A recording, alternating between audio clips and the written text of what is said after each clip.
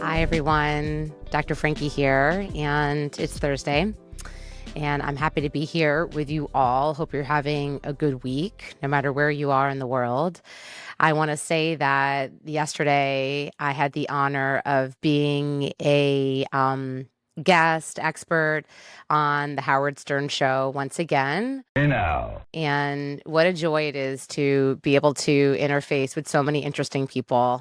I assess them on a perversion inventory scale that I created that helps me just better understand clients who come in who are dealing with issues around sex and, whether they feel like they have, they're struggling with hyper focus on sex and, really hyper focused around sex or some sex addiction, if they're fearing that they're really feeling like they don't have control over that part of their lives and they feel like it's taking over. Or maybe there's a perversion or a fetish that's creating some shame, discomfort in them and helping them reconcile that. And really, it's about sex positivity. Just because our society or religion says that something isn't okay, it's abnormal, it's immoral, doesn't actually mean that's true. If you're not causing harm to anyone else, then go be kinky, go be pervy, whatever you want to call it, and enjoy yourself. Be explorative. And the importance here is about accepting yourself, loving yourself, not being judgmental, and knowing that like there's a range in desire in sexuality and in curiosity. And just because you're somebody who's more curious doesn't mean there's something wrong with you. So it's really destigmatizing and normalizing our curiosity as humans.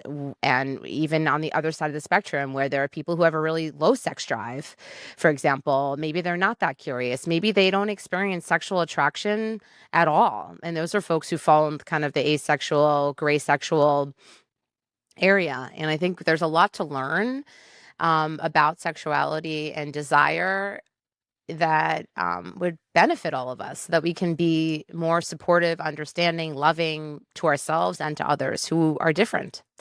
So anyway, that's actually not my talk for today, but it is something that is in the forefront of my mind as I come off of spending a lot of time with Howard Stern and Robin and Fred and the whole crew there that were amazing and gave me an opportunity to kind of play in their sandbox with them. So I have lots of gratitude today and I'm feeling lots of joy. So wanted to share that with you all. And without any further ado, I think we should get into the topic because I know we all have really busy lives and I appreciate you taking time to spend a few minutes here with me and subscribing. If you're new to me, please subscribe, share, like, comment. I love, love, love comments. So please do share. I try to respond when folks ask questions or make suggestions.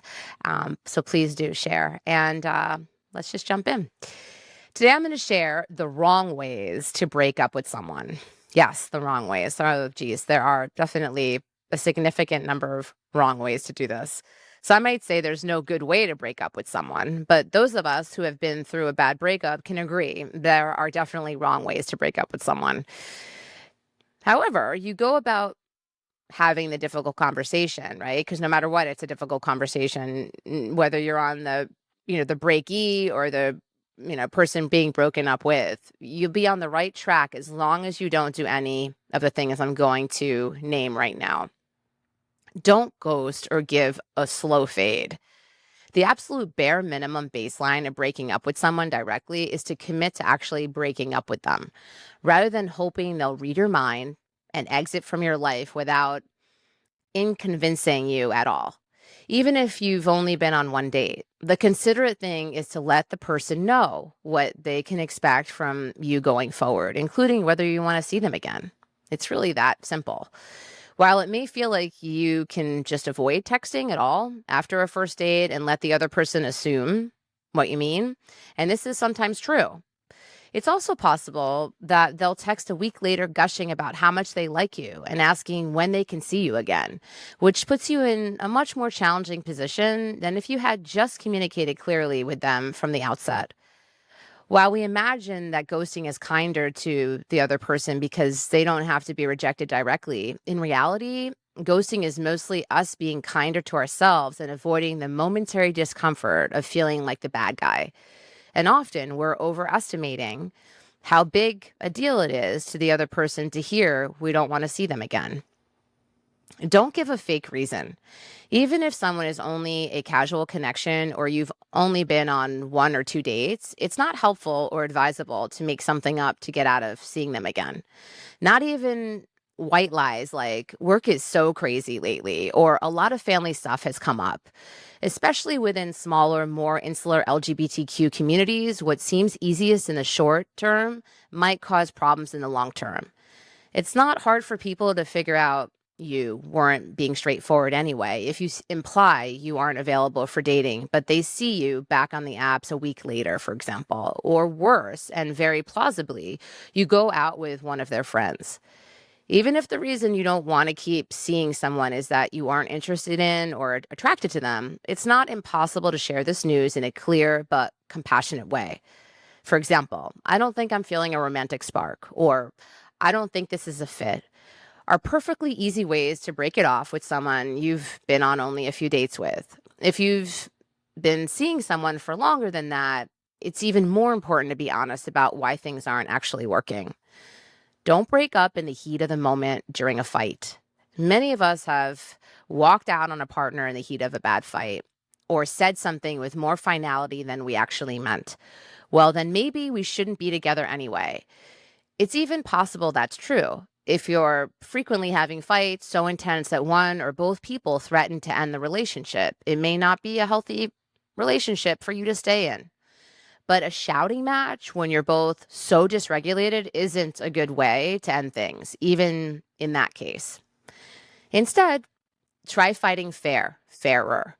When you get so activated, you're considering saying something extreme, agree to a break from the discussion until you both have cooled off so you can actually think clearly. Because when you're angry, your frontal lobe is disabled. So take some time to de escalate and get regulated so that you're able to consider whether you actually want to break up or whether you want to make a statement to the heat of the moment. If you do, prepare to give that discussion the thoughtfulness it deserves. Don't break up as a ploy, ultimatum, or playing hard to get. Relatedly, sometimes we may find ourselves talking about a breakup without necessarily really meaning it, especially if we're in an on again, off again dynamic, or we're caught in a cycle of fighting and making up. It's possible you're breaking up with your partner just to make a point or to see if they'll try to talk you out of it or win you back. Even if you do end up back in the relationship, that the dynamic ends up being so toxic, it's not worth it in the long run. Don't break up impersonally or via one-sided communication. Breakups are hard. And while being dumped is awful, being the one to initiate a breakup has its own set of challenges. We often feel intense guilt or shame about breaking things off with people. Because of this, it can be tempting to minimize seeing someone's reaction up close by breaking up with them over text, email, or even a phone call or FaceTime where you can hang up as soon as it's over. These might be okay ways to end things with someone if you've been seeing each other for a brief period of time, like only a few dates. If you've been sleeping over, meeting each other's friends, or getting emotionally serious and intimate, make the effort to have the conversation in person. You owe it to each other. If you've been dating for a longer period of time or are more serious, there's no question about breaking up in person.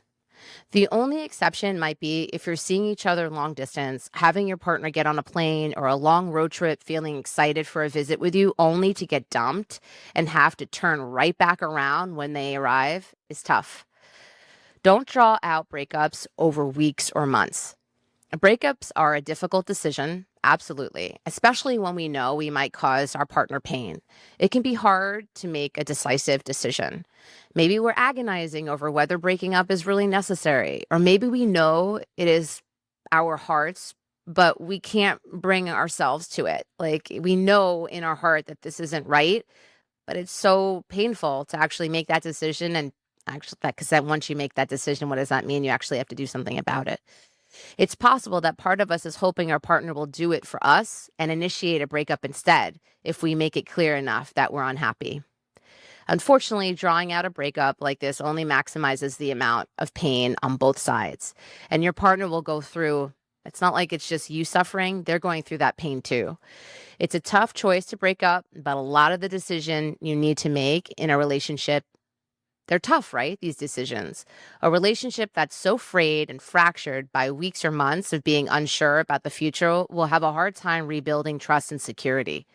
While it's challenging personal work, do your best to decide with intention what you want or what you don't want and act on it. And remember, the idea is to cause minimal harm to ourselves and to others. So being honest, direct, and not dragging it out is key.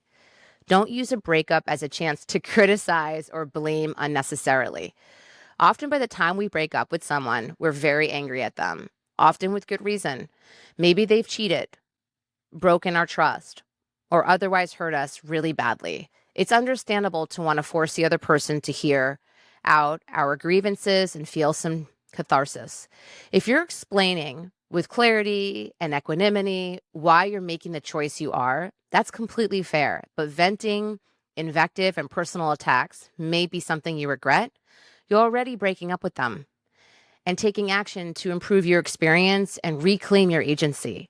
Consider whether your resentment and frustration with your now ex can be instead shared with your friends, your therapist, or your diary for that matter.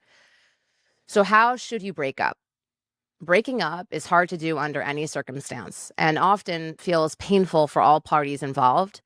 While it will never really feel good, there are a few basic tenets that will make breakups as manageable as possible for all involved.